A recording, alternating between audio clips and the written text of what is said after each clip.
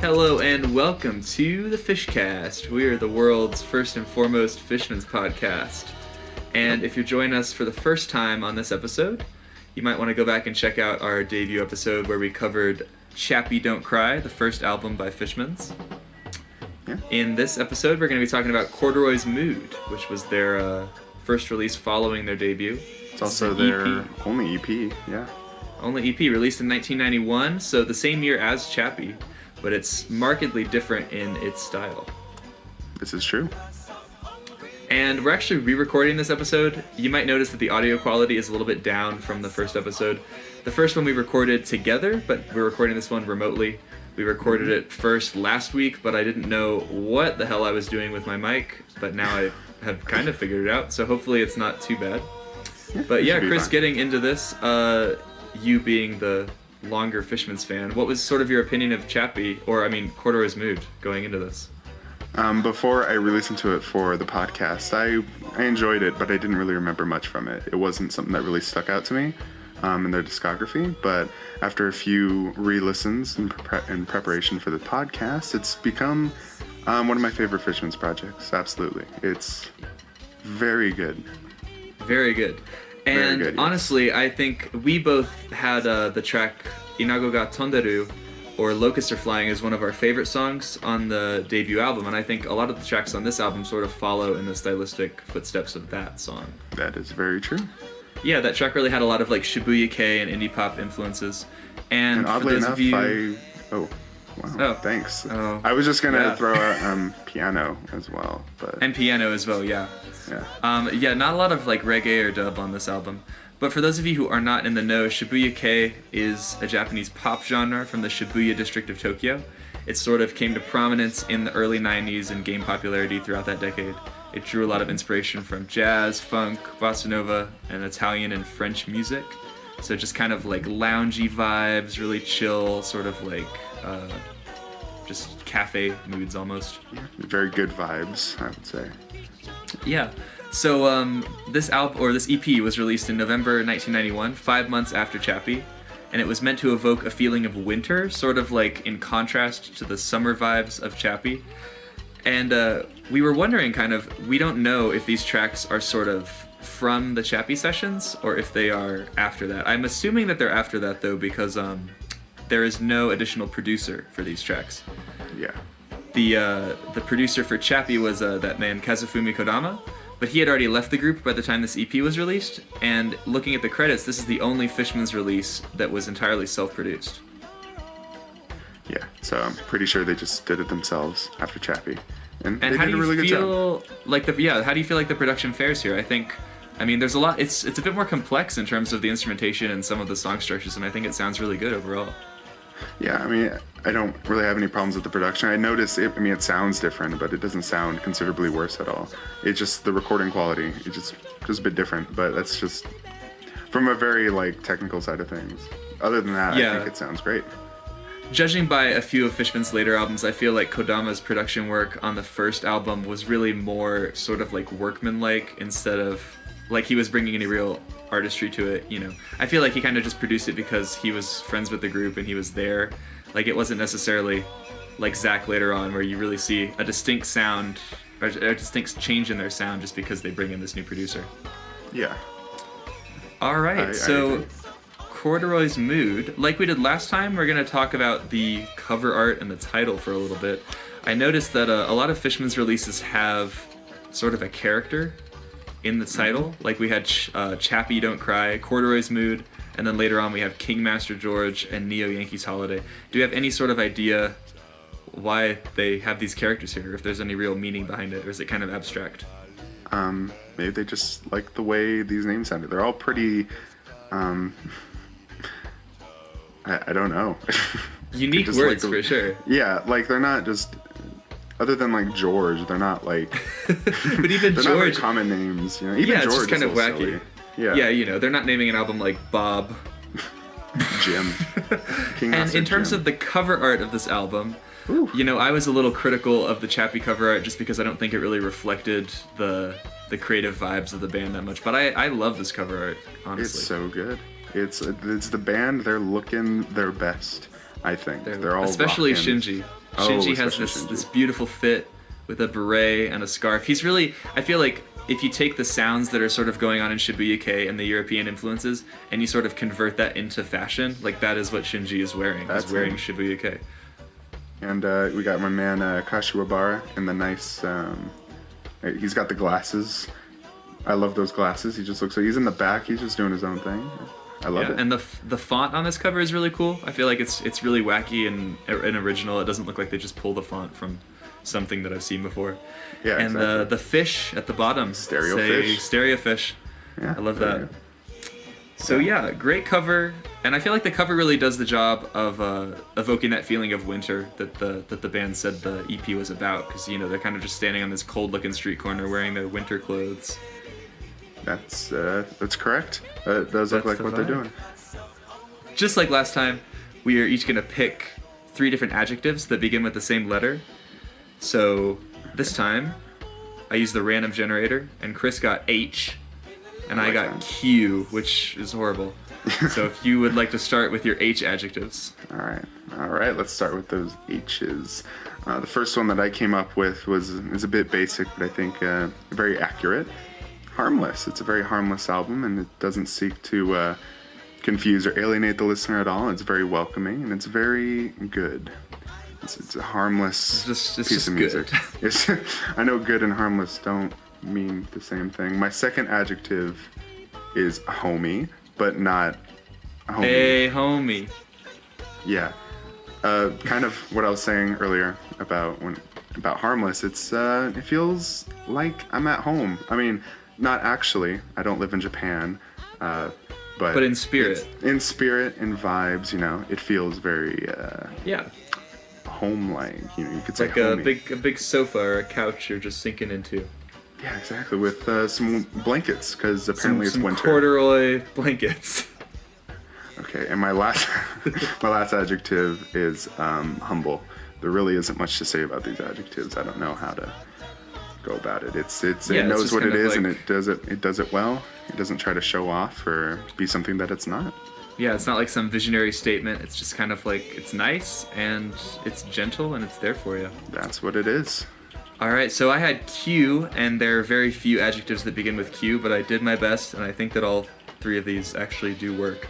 Okay. So my first one was queer, not in terms of like LGBTQ queer, but more just like queer in terms of, it's a bit strange just in the fact that this EP is a bit of a departure for the band. I mean, now looking back on it, it might seem kind of slight, but I feel like if we had been following the band from the beginning, and had only listened to Chappie at this point, having this EP come out would have been kind of strange for us, because they almost do a total 180 in style. So I think it's really cool that they depart from their established sound here. And also I did quaint, sort of similar to the adjectives that Chris had. It's just sweet and interesting, but it's not necessarily groundbreaking or important. It's not really trying to be some big statement. It's just nice and quaint and a bit old-fashioned, but it's just really good. Yeah. And then my third adjective was a literary reference with quixotic, as in Don Quixote. I don't know why they're pronounced differently, Quixote and quixotic, but here we are. It's not a linguistics podcast, so. For those who do not know, quixotic sort of means fantastical or whimsical in a way that is almost like untethered from reality. And I feel like out of all the Fishmans releases, this one is probably the most fantastical. I feel like there's a sense of almost like magical realism. Like you're out in the city, but there's magic and there's like a childlike sense of play going on. And it's really idealistic and romantic. There were a few tracks on the debut that got a little bit darker or a bit more, a bit moodier, like sort of city vibes. I'm thinking of like Go-Go Club. Mm-hmm. But here, I really do feel like the band is in like a childlike state of wonder here that they really stick in for the whole EP. Yeah, that's good. That's accurate. All right, so we are going to get into the tracks here. Unfortunately, I could not find any lyrics, translated or otherwise, on this EP anywhere online. So unlike the last episode, we're not going to be using our amazing Google Translate machine. So yeah, too bad. The titles are translated, and we have those, and we sort of have the vibes of the track to judge what they're about, but we're not really going to be delving into the meanings as much this time. So yeah, let's get into the track by track. The first track on Corduroy's Mood is Gokigen wa ikaga desu ka? Or How Are You? Gokigen wa ikaga desu ka?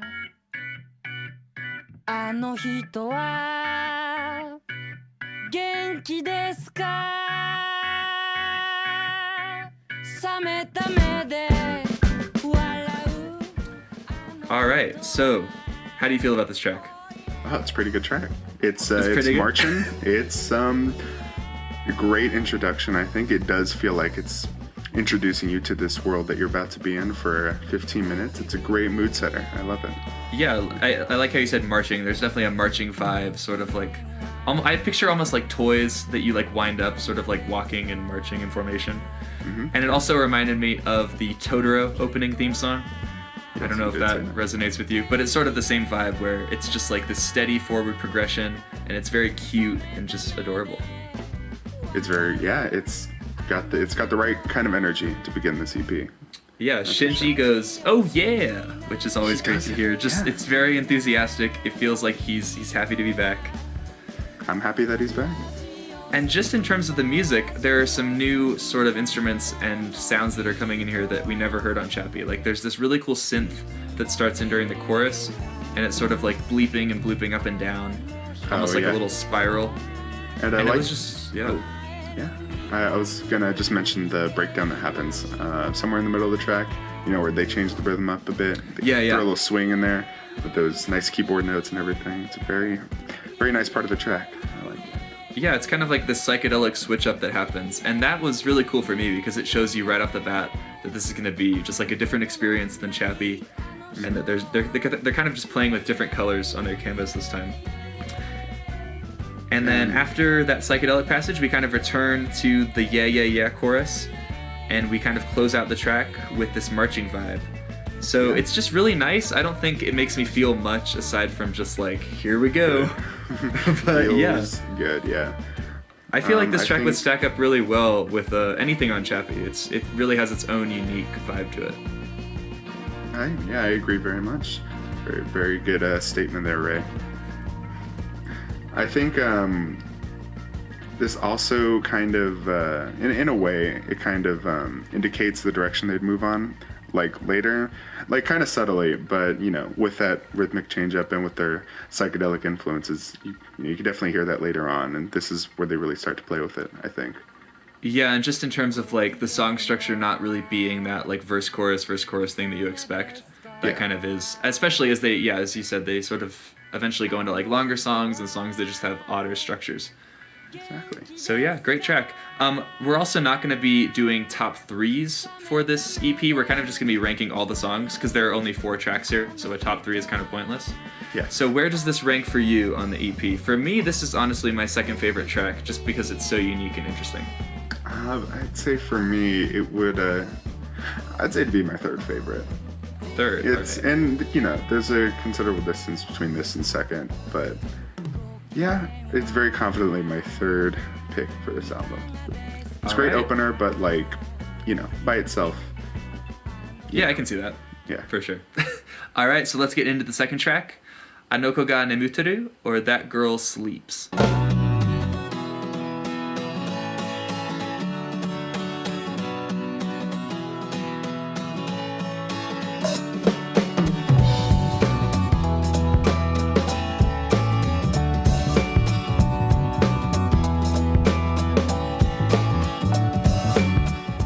How do you feel about this one? Well, it's probably my favorite on the album. So, nice. Yeah, it's if we're talking about Shibuya K, I think this one shows that influence the most. Yeah, and, for sure. Just with the way it opens with that acoustic intro and just the grooves, the melody and the chorus. It's all very. It does what they were trying to do. Like this represents that like the best, I think. Yeah, I think especially early on, this is one of Fishman's most just like pure pop songs, and the songwriting here is really catchy and great.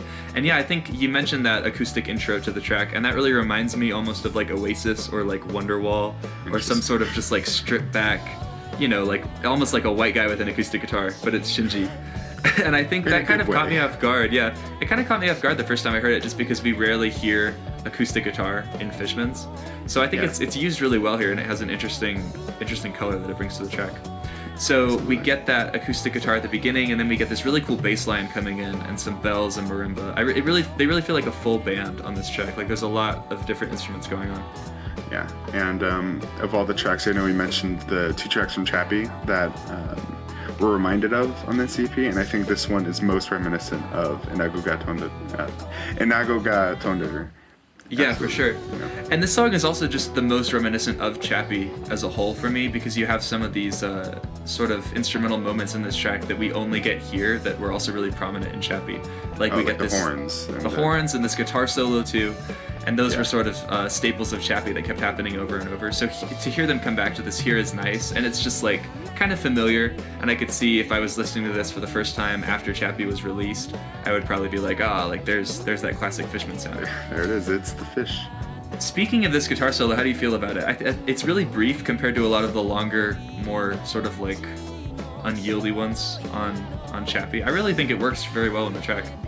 Yeah, and I pretty much agree with you. They stripped it back a little bit, but I feel like it's all the more like enjoyable because of it. You know, it's a lot more focused and good than the one. I don't even remember what half the solos on Chappie sound like at this point. Yeah. This one is. I feel like this one really stuck with me. It's a big instance of this EP sort of benefiting from its brevity.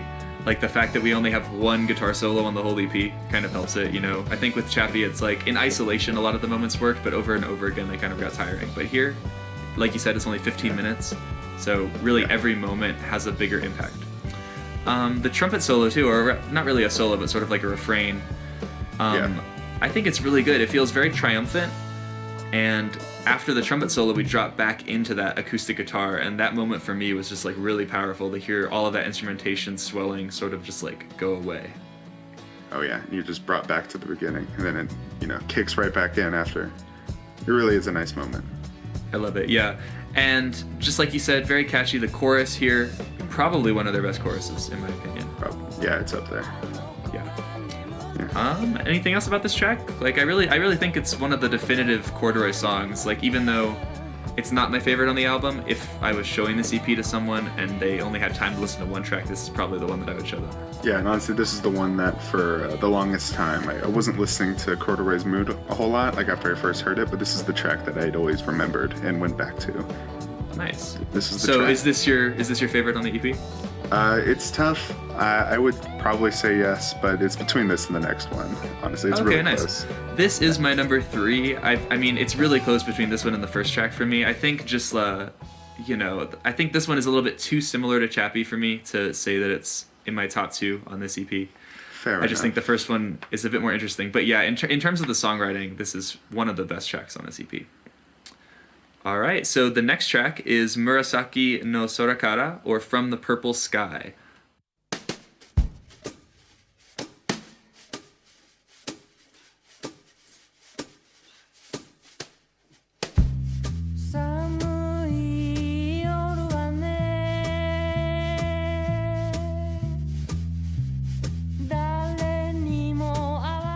I love this title. How do you feel about it? It's such a good title, and it's very evocative, and I think it's very in line with like the winter vibes that they mentioned, you know. Yeah, it's sort of like, and also just like the strange, almost like psychedelic nature of some of these tracks. It's like the purple sky. It's something that seems kind of familiar, but also a little bit removed from reality. So Yeah. it's sort of fantastical. This one opens with this really cool bass line and just Shinji's vocals sort of duetting for a little while. I think the bass line sounds really sultry and like smoky. It's really cool. Especially with those like brush drums too. It's like Yeah, the brush drums, that's another big like kind of Shibuya-kei moment on here. It feels very loungy and laid back, but also, I don't know, it's not... the vibe of this track is really hard for me to define because it's equally chill and kind of epic in how it builds up later on. Yeah, and you know, even though the vibe of it doesn't feel very dramatic or epic at all, it just... It's a very powerful track, like with that melody and with the instrumentation and everything. It really works very well together, I think. Yeah, I think this melody and this chorus here is probably my favorite from either this EP or Chappie. Like, there's so much longing in Shinji's voice, and it's powerful, and also sort of like, you can tell that it's conveying a lot of emotion. And it builds up, and eventually we get some background chorus vocals behind that chorus, and it's just very, very powerful. Yeah, honestly, I've been humming this melody like in my head like for the past couple days. It's so good. It's so good. This and the second track have like made it into like my top 10 Fishman songs like of all time. Nice. They've really Yeah, grown this on me one- so much. This is my favorite track on this EP. I'm not sure if it's in like my top 10 Fishman songs, probably like in the top 15 or 20. But this definitely has one of my favorite moments in any Fishman's track, which is sort of, yeah, when those backing vocals come in. And that really, it's one of the few moments on the EP that I think really conveys that winter vibe, because it feels like there's, like, the beginning of this track is winter clouds sort of building and it's a bit darker, but then later on all the clouds break and there's just this like pure light shining through. Beautifully said, Ray. It's beautiful. This track is so poetic. It's just like, it's one of those where I feel like it could almost be background music, but then it's so evocative that it just demands your emotional attention. Yeah, that's right. So you said this is like your number 2 on the EP? On a different day, it's probably my favorite. It's hard to say. It depends on how many sad vibes you're feeling. It might be number 1. Yeah, time of day. If the sky isn't purple, I don't know. Maybe not that day. But if the sky is clear and there's no clouds, then maybe. But yeah, not just that. the shuffling rhythm, like you mentioned, the sparse instrumentation. I feel like it's kind of understated, but it really is like one of the more emotionally powerful tracks from the band. Yeah. And that brings us to the 4th and final track on the EP, which is Sukuwareru Kimochi, or Feeling Saved.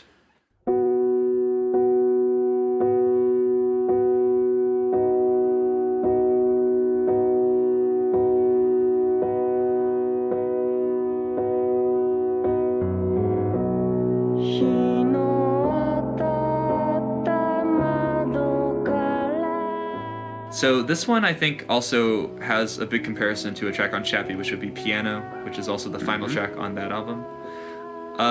They're very similar in just some sparse piano and Shinji's voice. How do you feel that they compare?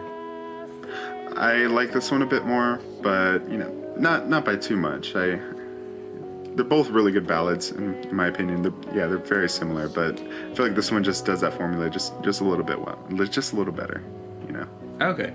Yeah, I feel like there's a little bit more, some more interesting elements going on here. Like there's sort of this like lo-fi effect on Shinji's voice, which makes it feel kind of distant, that we didn't really get on Piano. So just in terms of like the sonics, this one is a bit more, I mean, not experimental, but it makes me feel a bit colder and a bit, just a bit not as good. I mean, I think Piano almost is like an uplifting ending to the album. This one is too, I mean, with the title Feeling Saved, but it's just a bit more complicated. Yeah, and honestly, I think that says a lot about Chappie as a whole, because I feel like even when it did get moody, I felt like all the emotions present on that album were pretty basic. Yeah. It's not a very complicated album, where I feel like this one, they're introducing a lot more like melancholy or Yeah, for sure. in their compositions, and this shows that really well. Yeah. And this is one of those tracks, sort of like what you were saying about the first track on this EP, where, I mean, I really like it when I'm listening to the EP, but I don't know if I would ever listen to it in isolation, just because it's kind of simple and I don't really remember anything from it. But in terms of the context, it's a great closer. I mean, I feel like it makes a nice pair with the Purple Sky, because there's They're such both kind of like sad. but there's also like such catharsis in that track that you don't really want to follow it up with something as equally huge. So I think this is like a nice come down that works as like a coda on the whole EP. That's a good way of putting it, yeah.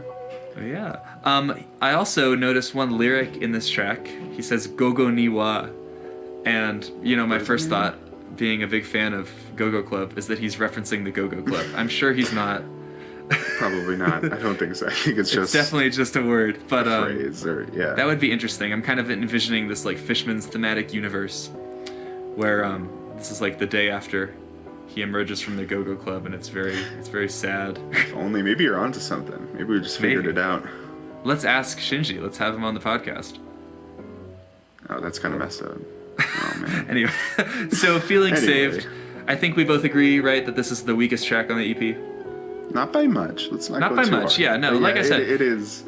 Yeah. Yeah, there were tracks on Chappie that I actively disliked or didn't really like. Not many, but a couple. But here, I think every track on this EP is really strong. So That's true. just like last time, we're gonna get into our top songs and our top moments. We kind of already went over the songs, but to go over that again. My number 1 song on here is From the Purple Sky. I just feel like it's very evocative and it made me feel the big vibes. So that was a lot. My number 2 track was How Are You, the opening, just because it was so different from any other Fishman's track thus far. And then my number 3 would be Anoko ga Nemuturu, and 4 would be Feeling Saved. Nice. I like how you switched up between English and Japanese there. You got to do it. Okay. For me, number 1 is between. I guess number 1 and 2, they're pretty interchangeable. Anoko ga Nemuturu and From the Purple Sky. My third choice would be the first track, How Are You? And, of course, least favorite, Feeling Saved. All right. That's just. And then in terms of our top 2 moments, since it's so short, my second favorite moment here was that chorus of Purple Sky when the background vocals come in. It's just really cool. And then my top moment was that moment in Anoko ga Nemuturu when the trumpet solo drops back into that acoustic guitar, just because it was so powerful and sort of unexpected for me, but it works so well in the context of the track. Those are some good moments. I like those moments. We You share gotta love one. them. But first, I think one of my favorite moments is that swing and breakdown that happens in the first track. I think that is very cool. It's a nice change of pace, and they pulled it off really well, despite it being a bit unexpected. Definitely I think, the weirdest moment on the EP. Oh yeah, I think a lot of the weirdest moments happen on that song. That's where they kind of go all out with it.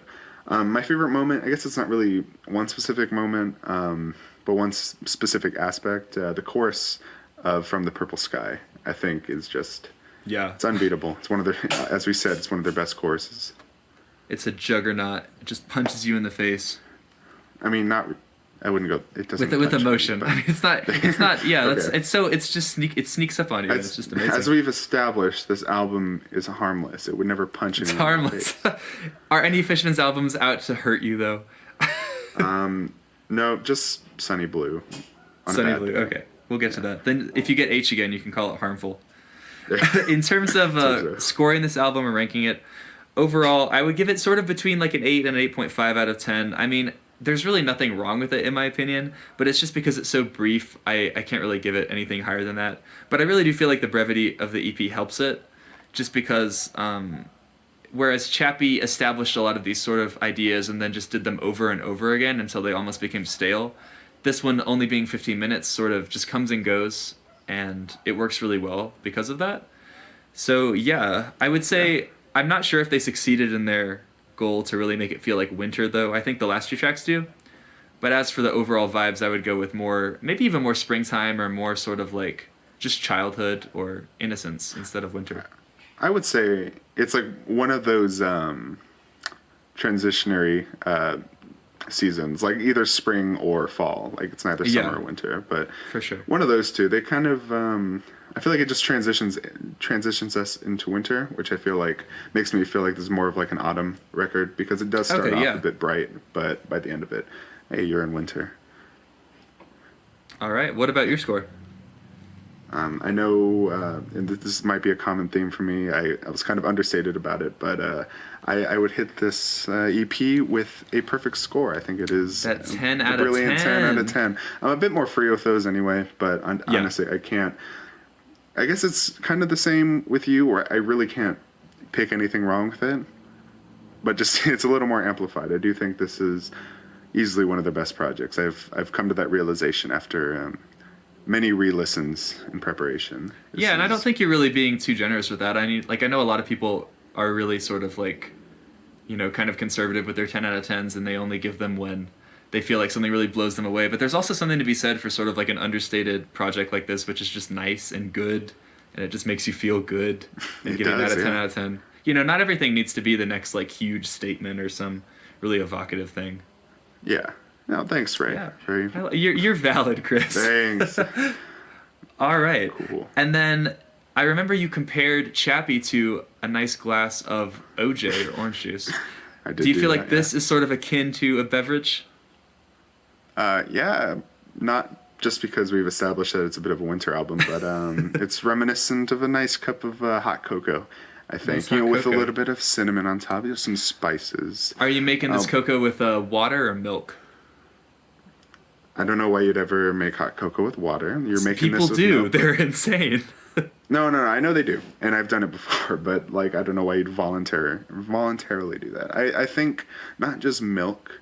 It's a dash of cream as well.